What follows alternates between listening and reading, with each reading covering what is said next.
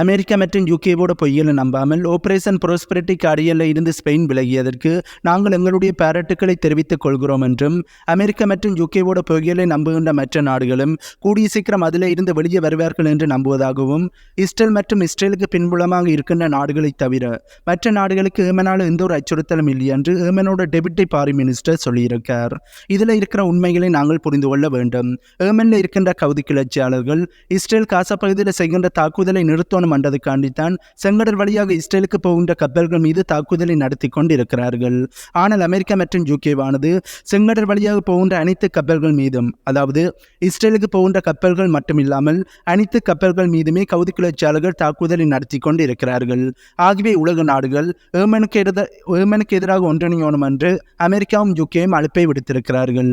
இதில் இருந்தே America UK சொல்வதை நாங்கள் கண்மூடித்தனமாக நம்பக்கூடாது என்பதை நீங்கள் புரிந்து கொள்ள வேண்டும். இதே நேரத்தில் ஸ்பெயினானது ஆபரேஷன் ப்ராஸ்பெரிட்டி கார்டியன்ல இருந்து வெளியே வந்திருக்கிறார்கள். ஏற்கனவே ஸ்பெயினானது இந்த இஸ்ரேல் பாலஸ்தீன் போரானது ஆரம்பித்த பிறகு இஸ்ரேல் செய்கின்ற கொடூரங்களுக்கு எதிராக கடுமையான கண்டனங்களை முன்வைத்து பாலஸ்தீனத்துக்கு தங்களுடைய சப்போர்ட்டை தெரிவிச்சிருந்தார்கள்.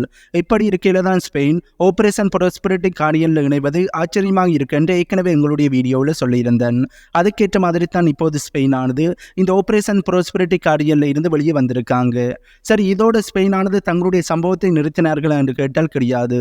இதற்கு பிறகு ஸ்பெயின் செய்ததுதான் மிகப்பெரிய ஒரு சம்பவமாக இருக்கு.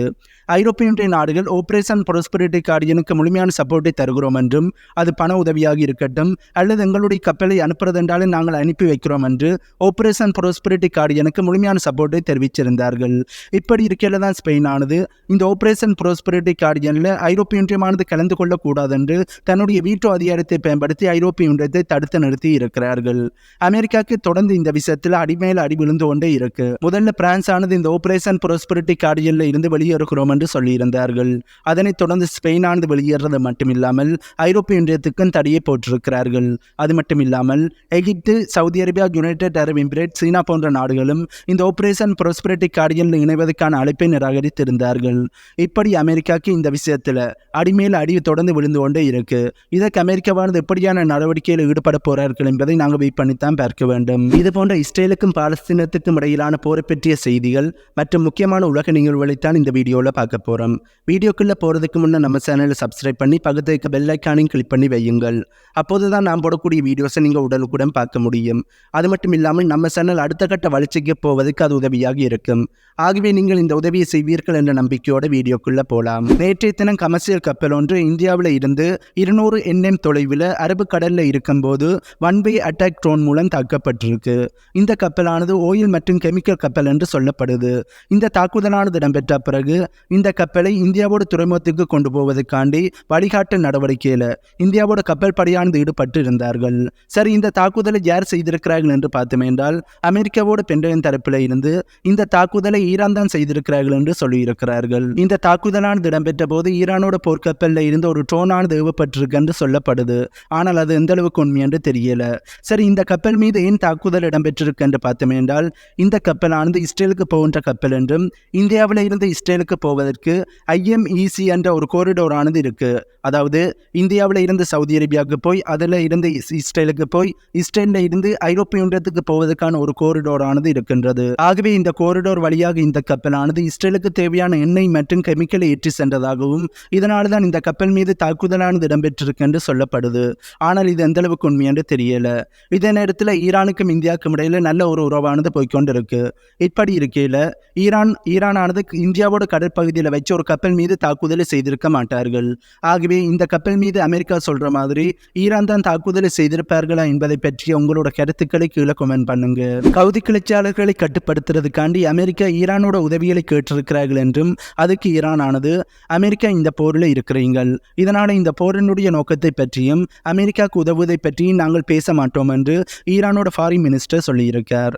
என்ன அமெரிக்கா இதெல்லாம்? கவுதி கிளர்ச்சியாளர்களுக்கு பின்னாடி ஈரான் தான் இருக்கிறார்கள்.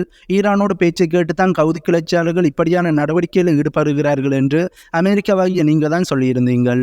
இப்படி நீங்களே இதனை சொல்லிட்டு ஈரானிட்ட போய் இப்போது உதவிகளை கேட்டிருக்கிறீர்கள். அப்படி என்றால் நீங்கள் சொல்றது ஒன்றாக இருக்கு, செய்கிறது வேறொன்றாக இருக்கு. இப்படி இருக்கையில் அமெரிக்கா மேல எப்படி எங்களுக்கு நம்பிக்கை வரும்? இதே நேரத்தில் அமெரிக்காவோட அதிகாரிகள் கவுதி கிளர்ச்சியாளர்களுக்கு எதிரான தாக்குதலை அமெரிக்காவானது செய்தார்கள் என்றால் அமெரிக்காவோட போர்க்கப்பல்கள் மீதும் அமெரிக்காவோட இராணுவ தளங்கள் மீதும் கவுதி கிளர்ச்சியாளர்கள் தாக்குதலை நடத்துவதற்கு அது தூண்டுதலாக இருக்கும்.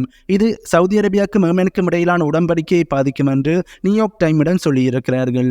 இதில் இருந்த அமெரிக்கா கவுதி கிளர்ச்சியாளர்களுக்கு எதிரான நடவடிக்கையில இருந்து பின்வாங்குற மாதிரியான ஒரு எண்ணத்தை எங்களுக்கு ஏற்படுத்தி இருக்கு. இப்படி அமெரிக்காவானது இதில் இருந்து பின்வாங்கினார்கள் என்றால் இஸ்ரேல் காசா பகுதிக்கு செய்கின்ற தாக்குதலை நிறுத்தி ஆகணும்.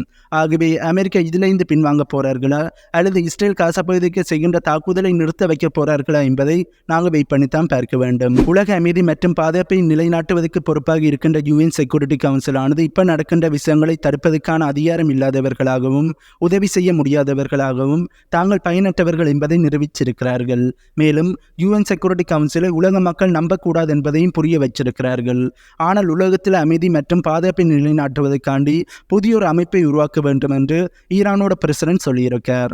இந்த UN செக்யூரிட்டி கவுன்சில் ஆனது இஸ்ரேல் காசா பகுதியில் செய்கின்ற கொடூரங்கள், இஸ்ரேல் காசா பகுதியில் இனப்படுகொலை செய்கிறார்கள் என்று தெரிஞ்சுமே இஸ்ரேலுக்கு எதிரான நடவடிக்கையில் அவர்களால் ஈடுபட முடியல, இஸ்ரேலை தடுத்து நிறுத்த முடியல. இதுவே ரஷ்யாவானது போர்க்குற்றங்களை செய்கிறார்கள் என்று சொல்லி ரஷ்யாவோட பிரசிடென்டாக இருக்கிற புடின் அவர்களுக்கு எதிராக அரசு வாரண்டை பிறப்பித்திருந்தார்கள். இப்படி இந்த UN செக்யூரிட்டி கவுன்சில் ஆனது ரஷ்யாவுக்கு எதிராக நடவடிக்கையில் ஈடுபடுகிறார்கள். ஆனால் அதையும் விட அதிகமான தவறுகளையும் அதிகமான போர்க்குற்றங்களையும் அதிகமான இனப்படுகொலையும் செய்கின்ற இஸ்ரேலுக்கு எதிரான நடவடிக்கையை இந்த UN செக்யூரிட்டி கவுன்சிலால் செய்ய முடியல. ஏனென்றால் இஸ்ரேலுக்கு பின்னாடி அமெரிக்கா இருக்கிறார்கள். இந்த UN செக்யூரிட்டி கவுன்சிலை அமெரிக்காவோட பேச்சை தான் கேட்டுக்கொண்டு இருக்கிறார்கள். ஆகவே இப்படி UN செக்யூரிட்டி கவுன்சில் ஆனது தங்களுடைய நியாயத்தை தவற விட்டுட்டார்கள். இந்த UN செக்யூரிட்டி கவுன்சில் ஆனது இந்த உலகத்தில் இருக்கிற பொதுவான அமைப்பு. யார் தவறுகளை செய்தாலும் அவர்களுக்கு எதிரான கேள்விகளை கேட்கணும். யார் போர்க்குற்றங்களையும் இனப்படுகொலை செய்தாலும் அவர்களுக்கு எதிரான தண்டனையை கொடுக்கணும். ரஷ்யா போர்க்குற்றங்களை செய்கிறார்கள் என்று சொல்லி ரஷ்யாவுக்கு தண்டனையை கொடுக்கிறார்கள். அதுவே இஸ்ரேல் ஆனது போர்க்குற்றங்களையும் இனப்படுகொலையும் செய்யும் போது அவர்கள் செய்வதை வேடிக்கை பார்த்து கொண்டு இருக்கிறார்கள். அவர்களை தடுத்து நிறுத்துகிற நடவடிக்கையில் ஈடுபடையில. இப்படி UN செக்யூரிட்டி கவுன்சில் ஆனது பொதுத்தன்மையோடு நடந்து கொள்ளாதபடியால் இந்த UN செக்யூரிட்டி கவுன்சில் பயனற்றதாக போய்விட்டது. ஆகவே இந்த UN செக்யூரிட்டி கவுன்சிலை கலைத்துவிட்டு புதிய ஒரு அமைப்பை உருவாக்கணும். அந்த அமைப்பானது இந்த உலகத்தில் இருக்கிற அனைத்து நாடுகளுக்குமே பொதுவான அமைப்பாக செயல்படணும். யார் தவறுகளை செய்தாலும் தட்டி கேட்கணும். அது அமெரிக்காவாக இருக்கட்டும், இஸ்ரேலாக இருக்கட்டும், UKவாக இருக்கட்டும், மேற்குலக நாடுகளாக இருக்கட்டும், நாட்டோவில் இருக்கிற நாடுகளாக இருக்கட்டும், யார் தவறு செய்தாலும் அவர்களை தட்டி கேட்கணும். அப்படி ஒரு அமைப்பை உருவாக்க வேண்டும். அப்படி அமைப்பை உருவாக்கினால்தான் இந்த உலகத்தில் அமைதியும் பாதுகாப்பும் நிலைநாட்டப்படும். இன்றைய தினம் காசா பகுதிக்கு வடக்கில் இஸ்ரேல் மற்றும் லெபனானோட போர்டர் பகுதியில் நடந்த சண்டையிலையும் இரு முனையிலையும் இஸ்ரேலோட இராணுவத்தில் இருந்து 6 பேர் கொல்லப்பட்டிருக்கிறார்கள் என்றும் பல பேர் படுகாயம் அடைந்திருக்கிறார்கள் என்ற செய்தியை இஸ்ரேலோட ஊடகமானது வெளியிட்டிருக்கிறார்கள். இதனைத் தொடர்ந்து இஸ்ரேலோட இராணுவமானது லெபனானுக்கு இருக்கின்ற ஹிஸ்புல்லாவோட பங்கர் மீது ஏர் ஸ்ட்ரைக்கை பண்ணி இருக்கிறார்கள். இதனால் ஹிஸ்புல்லா தரப்பில் இழப்புகளானது ஏற்பட்டிருக்க என்ற செய்தியானது வெளியே வந்திருக்கு. பட் இந்த செய்தியில் இன்னுமே உறுதி செய்யப்படையில. கமாசிட்ட இருந்து விடுவிக்கப்பட்ட 2 பெண் பணிய கைதிகள் கமாசை பற்றிய உண்மைகளை சொல்லி இருக்கிறார்கள். கமாஸ் எங்களை விளையாட்டுகளை விளையாட அனுமதி கொடுத்தார்கள். சின்ன குழந்தைகளுக்கு புதிய விளையாட்டுகளை சொல்லிக் கொடுத்தார்கள். கமாஸுக்கு பெண்கள் புனிதமானவர்கள். கமாஸ் பெண்களை ராணி மாதிரி நடத்தினார்கள் என்றும் கமாஸ் வீரருடன் முஸ்டி சண்டை விளையாட்டுகளை விளையாடும் போது கமாஸ் வீரரோட கையானது இன்மையில பட்டுவிடக்கூடாது என்றதுக்காண்டி அந்த கமாஸ் வீரர் தன்னுடைய கையில துணிகளை சுற்றி கொண்டார் என்று இந்த 2 பெண் பணிய கைதிகளும் சொல்லியிருக்கிறார்கள். கமாசிட்டு நிறைய நாட்கள் பணிய கைதிகளாக இருந்த இந்த 2 பெண் பணிய கைதிகளும் கமாஸை பற்றி இப்படி சொல்லியிருக்காங்க. ஆனால் அக்டோபர் 7ஆம் தேதி கமாசின போராளிகள் இஸ்ரேலுக்கு நுழைந்து இஸ்ரேலோட பெண்களை கற்பழித்து இருக்கிறார்கள் என்று இஸ்ரேல் தரப்பிலிருந்து சொல்லியிருக்கிறார்கள். ஆகவே இந்த 2ல் எது உண்மையாக இருக்கும் என்பதை நீங்களே முடிவெடுத்துக் கொள்ளுங்கள். 2024 அமெரிக்க பிரசிடென்ட் எலெக்ஷனை தொடர்ந்து அமெரிக்காவில் தலைவர் இல்லாட்டி 2024 மற்றும் 2025 விண்டர் கால பகுதியில் ஐரோப்பா மீது ரஷ்யாவானது தாக்குதலை நடத்தக்கூடிய வாய்ப்புகள் இருப்பதாக ஐரோப்பாவினுடைய உளவுத்துறையானது சொல்லியிருக்கிறார்கள் என்று ஜெர்மனியோட பத்திரிகையானது செய்தி வெளியிட்டிருக்கிறார்கள். இந்த செய்தியை நீங்கள் சீரியஸாக எடுத்துக்கொள்ள வேண்டாம். இது உக்ரைனுக்கான உதவிகளை கொடுப்பதற்கான புரோபகண்டா செய்தி மட்டும்தான். அமெரிக்காவோட பிரசிடென்டாக இருக்கின்ற ஜோ பைடன் அவர்கள் இப்போது உக்ரைனுக்கு தேவையான உதவிகளை நாங்கள் செய்யாட்டி இந்த உக்ரைன் ரஷ்யா போரில் ரஷ்யாவானது வெற்றி பெற்று விடுவார்கள். அடுத்ததாக ஐரோப்பிய ஒன்றியத்தில் இருக்கின்ற நாட்டோ நாடுகள் மேலதான் ரஷ்யாவானது கை வைப்பார்கள். ஆகவே இப்போது உக்ரைனுக்கு தேவையான உதவிகளை கொடுத்து உக்ரைனை இந்த போரில் வெற்றி அடைய செய்து ரஷ்யாவை தோற்கடிக்கணும் என்று ஜோ பைடன் அவர்கள் சொல்லியிருந்தார். அதனைத்தான் இந்த உளவுத்துறையும் சொல்ல வராங்க. இப்போது இந்த போரில் ரஷ்யா தோக்கணும், அதுக்கு அதுக்கு உக்ரைனுக்கு தேவையான ஆயுதங்களை கொடுத்து உக்ரைனுக்கு தேவையான சப்போர்ட்டை கொடுத்து உக்ரைனை வெற்றி பெற வைக்கணும். ஆகவே ரஷ்யா இந்த போரில் தோல்வி அடைந்தால் தான் அடுத்ததாக ஐரோப்பிய ஒன்றிய நாடுகள் மேலே கை வைக்க மாட்டார்கள். ஆகவே ஐரோப்பிய ஒன்றிய நாடுகள் பாதுகாப்பாக இருக்கணும் என்றால் உக்ரைனுக்கு தேவையான ஆயுதங்களையும் உக்ரைனுக்கு தேவையான உதவிகளையும் செய்யுங்கள் என்பதுதான் இந்த உளவுத்துறையோட கருத்தாக இருக்கு. ஆகவே இந்த செய்தியானது உக்ரைனுக்கு உதவிகளை செய்ய வைப்பதற்கான ஒரு புரோபகண்டா செய்தியாகத்தான் பார்க்கப்படுகின்றது. ஏனென்றால் ரஷ்யா தரப்பிலிருந்து சொல்லிவிட்டார்கள், நாங்கள் ஐரோப்பிய ஒன்றிய நாடுகள் மேலே கை வைக்க மாட்டோம், வேண்டுமென்றே அமெரிக்காவும் மேற்குலக நாடுகளும் ஐரோப்பிய ஒன்றியத்துக்கு எதிராக நாங்கள் இருக்கிறோம் என்றும் நாட்டோக்கு எதிராக நாங்கள் இருக்கிறோம் என்று தங்களுடைய கருத்துக்களை தெரிவித்துக் கொண்டிருக்கிறார்கள். தங்களுடைய சுய லாபத்துக்காண்டி நாட்டோக்கு எதிராக ரஷ்யா இருக்கிறார்கள் என்றும் நாட்டோ மீது ரஷ்யா தாக்குதலை நடத்தி விடுவார்கள் என்றும் ஐரோப்பிய ஒன்றியத்தின் மீது ரஷ்யா தாக்குதலை நடத்தி விடுவார்கள் என்று ஒரு பொய்யான செய்திகளை பரப்பிக் கொண்டிருக்கிறார்கள் என்று ஏற்கனவே ரஷ்யா தரப்பிலிருந்து சொல்லியிருந்தார்கள். ஆகவே இப்போது இந்த வந்த செய்தியானது ஒரு புரோபகண்டா செய்தி மட்டும்தான். போலந்தில் இருக்கின்ற உக்ரைனோட அகதிகளை ஆதரிப்பதற்காண்டி தைவானானது $1 மில்லியன் அமெரிக்க டாலர்ஸ் பணத்தை அலோகேட் பண்ணி இருக்கும் என்று தைவானோட ஃபாரின் மினிஸ்ட்ரியானது சொல்லியிருக்கிறார்கள். தைவானானது உக்ரைனுக்கு தேவையான உதவிகளை, அதாவது உக்ரைனோட அகதிகளுக்கு தேவையான உதவிகளை செய்கிறாங்க. ஆனால் தைவானோட நிலைமையே மோசமானதாக இருக்கு.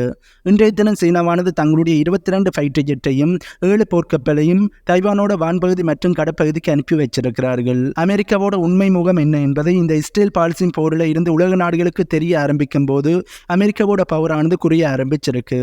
இதனால சீனாவானது தைவானை ஆக்கிரமிப்பு செய்வதற்கான வாய்ப்புகள் ரொம்பவே அதிகமாக மாறிக்கொண்டு இருக்கு. இதுல இருந்து தைவானானது எப்படி தப்பிக்க போறார்கள்? இப்போது சீனாவானது தைவான் மீது அட்டாக் பண்ணினால் அமெரிக்காவால் தைவானுக்கு தேவையான உதவிகளை செய்ய முடியுமா என்பதும் பல பேருடைய கேள்வியாக இருக்கு. வீடியோவை முடிக்க முன்னம் அனைவரிட்டையும் ஒரு பணிவான வேண்டுகோள். இந்த இஸ்ரேல் பாலஸ்தீன் போரை பற்றிய உண்மை செய்திகளை வெளிப்படையாக சொல்லுகின்ற சேனல்களுக்கு நிறைய பிரச்சனைகள் வருவதாகவும் அந்த சேனல்கள் எப்போ வேணாலும் முடக்கப்படக்கூடிய வாய்ப்புகள் இருக்கின்ற பயமானது நிலவி வருகின்றது.